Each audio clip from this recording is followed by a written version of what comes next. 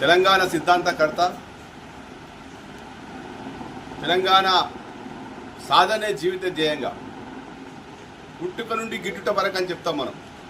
బాల్యం నుండి కూడా చనిపోయేంత వరకు కూడా తెలంగాణ రాష్ట్ర సాధనే శ్వాసగా ఊపిరిగా బతికినటువంటి ఆచార్య కొత్తపల్లి జయశంకర్ గారి యొక్క వర్ధంతి సందర్భంగా వారికి మనస్ఫూర్తిగా మేమందరం కూడా నివాళులు అర్పిస్తూ ఉన్నాం. జయశంకర్ సార్ గారి యొక్క కృషి అమోఘమైనది. ఇప్పుడే పెద్దలు జయపతి గారు చెప్పినట్టు మరి ఆయన విద్యార్థి దశ నుంచి చనిపోయేంత వరకు కూడా పూర్తి స్థాయిలో తెలంగాణ కోసమే బ్రతికినటువంటి ఏకైక వ్యక్తి. 3 తరాల ఉద్యమాన్ని చూసినటువంటి గొప్ప వ్యక్తి.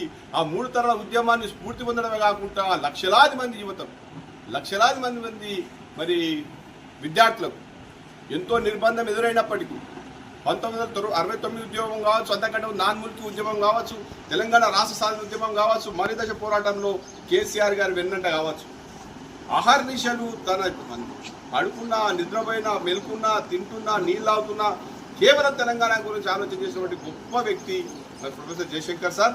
మరి వారి లోటు మనకు భరించలేనిది. అంటే వారు ఏదైతే తెలంగాణ రాష్ట్ర సాధన అయిన సందర్భంలో వారు మన మధ్య లేకపోవడం బాధాకరమైన విషయం.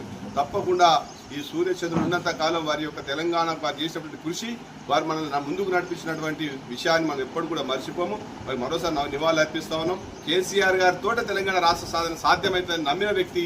ఎన్ని రకాలైనటువంటి నిర్బంధాలు సమైక్య రాష్ట్రం ఎదురైనప్పటికీ కూడా మొక్కవని ధైర్యంతో కేసీఆర్ గారిని ముందుండి నడిపించి, కేసీఆర్ గారు వెంట మరి దేశంలో ఉన్నటువంటి 33 జాతీయ పార్టీలు, రాష్ట్ర పార్టీలు అందరినీ కూడా ఒప్పించి తెలంగాణ రాష్ట్రానికి ఒక మార్గాన్ని, ఒక రోడ్ మ్యాప్ తయారు చేసేట్లో కీలక పాత్ర పోషిస్తున్నటువంటి జయశంకర్ సార్కి తప్పకుండా యావత్ తెలంగాణ జాతి ఎప్పటికి కూడా రేపడి ఉంటుంది. ఆ సార్ యాదిలో మేము ఉంటాం.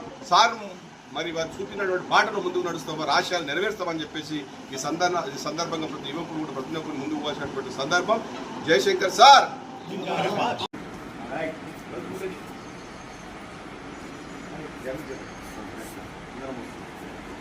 కొనసాగిద్దాం ప్రొఫెసర్ జయశంకర్ గారి ఆశయాలను.